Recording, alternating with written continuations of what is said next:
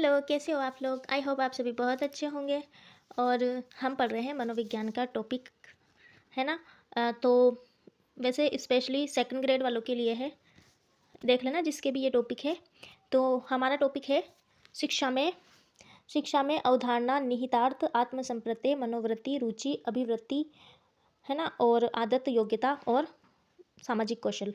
तो इसमें से हम पढ़ चुके आत्मसंप्रत्यय कल, और आज पढ़ेंगे हम मनोवृत्ति। वृत्ति को अभिवृत्ति भी कहते हैं। अभिवृत्ति से ध्यान रखना आप, अभिवृत्ति का जो उत्पत्ति हुई है वो लैटिन भाषा के ABTUS शब्द से हुई है, ठीक है। जिसका सामान्य अर्थ क्या होता है, यहाँ पे लिखा है मैंने, ये देखो यहाँ पर लिखा है मैंने, ठीक है। जिसका सामान्य अर्थ होता है योग्यता, ठीक है। इसे मनोवृत्ति, नजरिया भी कहते हैं और दृष्टिकोण भी कहते हैं।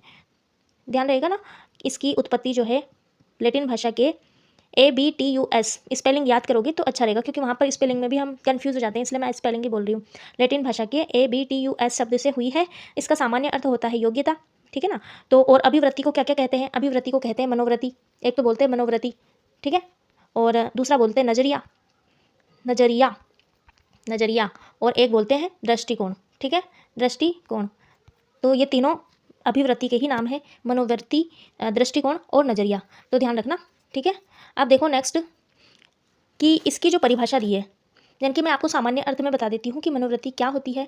तो इसका जो अर्थ होता है व्यक्ति के दृष्टिकोण से होता है ना, व्यक्ति के दृष्टिकोण से होता है। ये दृष्टिकोण ही विचार, प्राणी, घटना, वस्तु के सहारे यानी कि के प्रति हमारे व्यवहार को एक निश्चित दिशा जो है प्रदान करता है।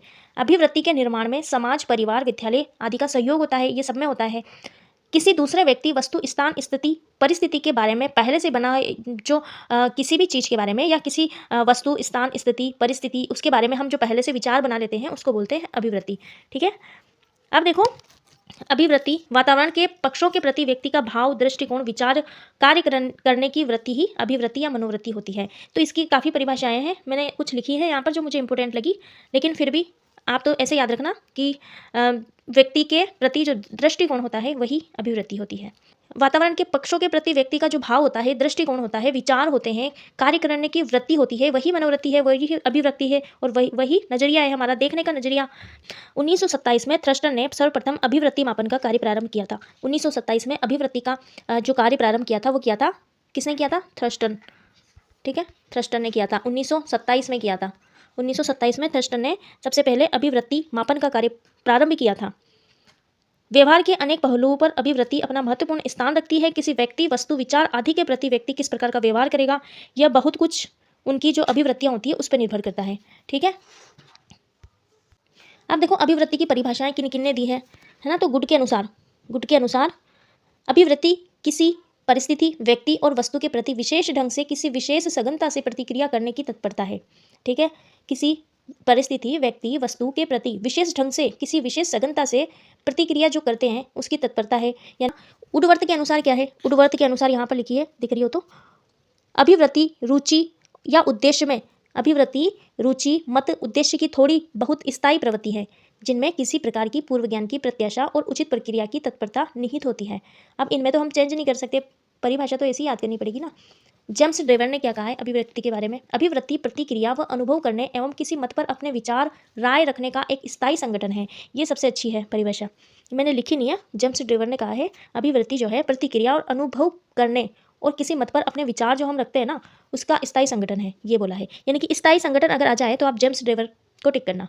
स्थायी संगठन किसने कहा है? जेम्स ड्रेवर ने कहा है। तत्परता और प्रत्याशा किसने कहा है? उडवर्थ ने कहा है, ठीक है। तत्परता और प्रत्याशा किसने कहा है? तो उडवर्थ ने कहा है, ठीक है। और उसके बाद देखो फ्रीमैन ने क्या बोला है? फ्रीमैन ने बोला है कि व्यक्ति का किसी पदार्थ के प्रति संगत तरीके से प्रतिक्रिया व्यक्त करने की प्रवृत्ति को, तो पदार्थ आ जाए किसी विशेष स्थिति में, व्यक्ति का किसी पदार्थ यानी कि पदार्थ आ जाएगा तो आपको फ्रीमैन करना है, ठीक है। पदार्थ आ जाए ना, किसी विशेष स्थिति में व्यक्ति का किसी पदार्थ के प्रति संगत तरीके से प्रतिक्रिया व्यक्त करना अभिव्यक्ति कहलाता है, अभिवृत्ति कहलाता है। अब देखो आलपोर्ट ने क्या बोला है? आलपोर्ट के अनुसार यहाँ पर लिखा है मैंने आलपोर्ट का, तो ये आलपोर्ट ने क्या कहा है? आलपोर्ट ने कहा है अभिवृत्ति जो है प्रत्युत्तर देने की वह मानसिक अवस्था है जो अनुभव द्वारा संगठित होती है, जिसके व्यवहार पर निर्देशात्मक और गत्यात्मक प्रभाव पड़ता है। आलपोर्ट निर्देशात्मक, ये निर्देशात्मक है ना, निर्देशात्मक और निर्देशात्मक और गत्यात्मक। ठीक है, ये आएगा तो आपको आलपोट करना है। ठीक है, निर्देशात्मक और गत्यात्मक। उसके बाद देखो ट्रेवल्स के अनुसार अभिवृत्ति क्या है? व्यवहार को एक दिशा में प्रदान करने वाली प्रतिक्रिया के लिए आवश्यक तत्परता अभिवृत्ति कहलाती है। ये सबसे छोटी परिभाषा है। ऐसे तो बहुत सारी परिभाषाएं दी है, लेकिन हमको तो सिर्फ समझने के लिए 1-2 परिभाषाएं याद रखनी है ना। तो अब उसके बाद देखो, समझ आ चुका होगा आपको। उसके बाद देखो हम चलते हैं अभिवृत्ति की विशेषता पर। ठीक है, अभिवृत्ति की विशेषता पर तो अच्छे से सुनना, क्योंकि पूछ सकते हैं कौन सी विशेषता नहीं है, कौन सी है। अभिवृत्ति की प्रमुख विशेषताओं में देखो, अभिवृत्ति अनुभव के आधार पर अर्जित होती है। अनुभव के आधार पर अर्जित होती है अभिव्यक्ति, अनुभव के आधार पर अर्जित होती है। ठीक है, अभिवृत्ति का संबंध भाव और संवेग से होता है। अभिवृत्ति का संबंध भाव और संवेग से होता है। अभिव्यक्ति धनात्मक और ऋणात्मक होती है, यानी कि अच्छी भी होती है और बुरी भी होती है अभिवृत्ति कल्पना और वातावरण से प्रभावित होती है। ठीक है, कल्पना और वातावरण से प्रभावित होती है, यानी कि बाहर की वस्तुओं से प्रभावित होती है अभिवृत्ति। उसके बाद ये छोटे लिख दिए मैंने, लेकिन आपको आ जाएगा समझ। अभिवृत्ति जो है, इसका जो रूप है ना वो अलग अलग होता है। अभिवृत्ति का जो रूप है अलग अलग होता है, और अभिवृत्ति का मापन और मूल्यांकन संभव है, लेकिन पूरी तरीके से नहीं है। ठीक है ना, अभिवृत्ति का मापन मूल्यांकन संभव है। अभिवृत्ति जो समय के अनुसार बदलती है। ठीक है, अभिवृत्ति जो है समय के अनुसार बदलती रहती है। अभिवृत्ति में अनुरूपता संगति का समावेश होता है। अनुरूपता और संगति का समावेश होता है अभिवृत्ति में। और अभिवृत्ति जो है पक्ष विपक्ष 2 दिशाओं में व्यक्त होती है। ठीक है, अब पक्ष और विपक्ष 2 दिशाओं में व्यक्त होती है। ठीक है, अभिवृत्ति जो है मन की अवस्था विचारों का एक पुंज है। अभिवृत्ति क्या है? मन की अवस्था और विचारों का एक पुंज है। अभिवृत्ति मन की अवस्था और विचारों का एक पुंज है। अभिवृत्ति, इसका व्यक्ति के व्यक्तित्व पर प्रभाव पड़ता है। व्यक्ति के व्यक्तित्व पर इसका प्रभाव पड़ता है। ठीक है, तो ये हो गई आपकी सारी विशेषताएं, ये जितनी भी है दिख रही है ये सब विशेषताएं। ठीक है, अब उसके बाद आलपोर्ट ने इसको कितने भागों में, मतलब चरण बताएं, इसके 4 चरण बताएं। आलपोर्ट ने अभिवृत्ति निर्माण के लिए 4 चरण बताएं। वो 4 चरण है अनुभव का संगठित होना, अनुभव का संगठित होना है ना, और अनुभव का विभेदीकरण, तात्कालिक अनुभव और पूर्व निमित्त अभिवृत्तियों को ग्रहण करना। तो ये 4 बताए हैं चरण। आलपोर्ट के अनुसार कितने चरण बताए हैं अभिवृत्ति के? तो आलपोर्ट के अनुसार 4 चरण बताए हैं। ठीक है, उसके बाद देखो अभिवृत्ति के प्रकार। अभिवृत्ति के प्रकार, तो अभिवृत्ति के जो प्रकार है उसमें देखो विशिष्ट अभिवृत्ति हो जाती है, सामान्य अभिवृत्ति हो जाती है, नकारात्मक अभिवृत्ति हो जाती है, सकारात्मक हो जाती है और मानसिक हो जाती है। अब इनके थोड़े थोड़े बता देती हूँ मैं। वो होती है किसी व्यक्ति, वस्तु, घटना, विचार, संस्था विशेष के प्रति व्यक्त की जाती है। विशिष्ट, नाम ही विशिष्ट है, तो आप समझ सकते हो कि किसी व्यक्ति, वस्तु, घटना, विचार, संस्था विशेष के प्रति व्यक्त की जाती है, विशिष्ट अभिवृत्ति होती है। अब इसका उदाहरण देखो, विशिष्ट अभिवृत्ति, इसका उदाहरण जैसे एक छात्र में अपने शिक्षक के प्रति जो सम्मान श्रद्धा का भाव पाया जाता है ना, वो विशिष्ट अभिवृत्ति कहलाती है।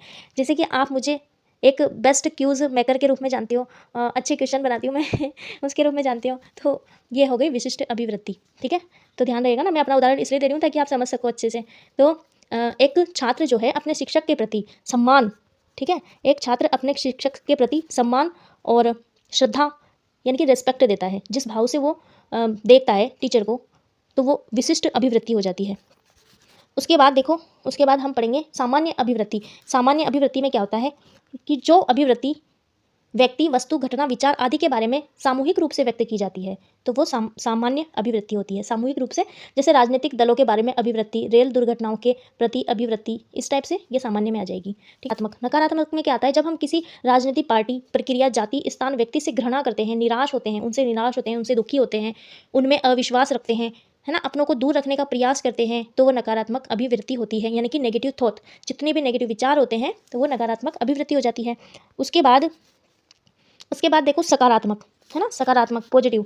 तो जब किसी व्यक्ति, विचार, घटना, संस्था आदि की उपस्थिति हमें सुखद अनुभव देती है, उसके प्रति हमारी जो प्रतिक्रिया होती है अनुकूल होती है, जब हम उसके पक्ष में बोलते हैं, जब हमारी सकारात्मक अभिवृत्ति होती है। ठीक है, सकारात्मक, पॉजिटिव, समझ ही रहे हो आप, ऐसे भी इसमें आंसर है सकारात्मक, नकारात्मक। मानसिक अभिवृत्ति, देखो मानसिक अभिवृत्ति क्या होती है? मानसिक रूप से जीवन के जो विभिन्न क्षेत्र होते हैं उनके संबंध में अलग अलग अभिवृत्ति होती है। जैसे अनेक क्षेत्र नाम से भी पुकारते हैं, जैसे सौंदर्य अनुभूति अभिवृत्ति, सामाजिक अभिवृत्ति, धार्मिक अभिवृत्ति, है ना। तो ये मानसिक अभिवृत्ति, मन की जो भावनाएं होती है अलग अलग, तो ये मानसिक अभिवृत्ति होती है ना। समझ आए होगा थोड़ा बहुत आपको।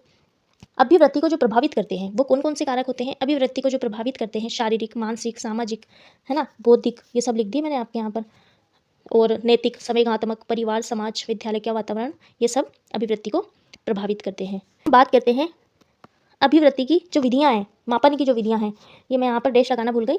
मापन की जो विधियाँ हैं उनको देखना, है ना, अभिवृत्ति की मापन की विधियाँ। तो देखो सबसे पहले लगभग यानी कि लगभग 7 दशक पूर्व मापन की जो विधियां हैं विकसित हो चुकी थी, है ना। और सन 1927 में, है ना, 1927 में थर्स्टन ने सर्वप्रथम अभिवृत्ति मापन कार्य प्रारंभ किया था, बताया था मैंने आगे।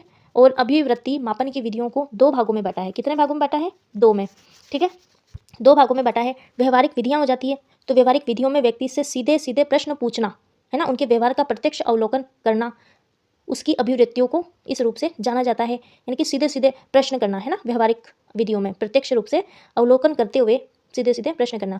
जैसे इसमें आ जाता है प्रत्यक्ष प्रश्न विधि, प्रत्यक्ष प्रश्न विधि, है ना, और प्रत्यक्ष व्यवहार निरीक्षण विधि, प्रत्यक्ष व्यवहार निरीक्षण विधि, है ना, प्रत्यक्ष व्यवहार निरीक्षण विधि ये आ जाती है इसके अंतर्गत।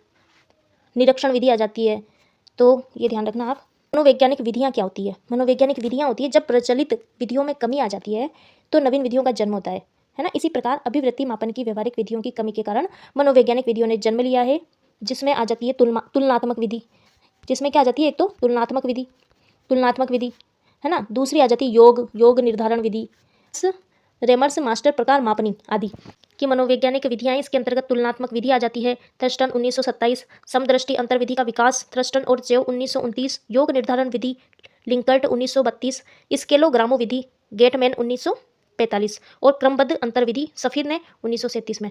तो अभिवृत्ति मापन की जो विधियां हो जाती है 2 हो जाती है, व्यवहारिक और मनोवैज्ञानिक, ठीक है। तो ऐसे पूछ सकते हैं इनमें से कौन सी मनोवैज्ञानिक विधियां नहीं है या व्यवहारिक विधियां नहीं है, तो ध्यान रखना आप।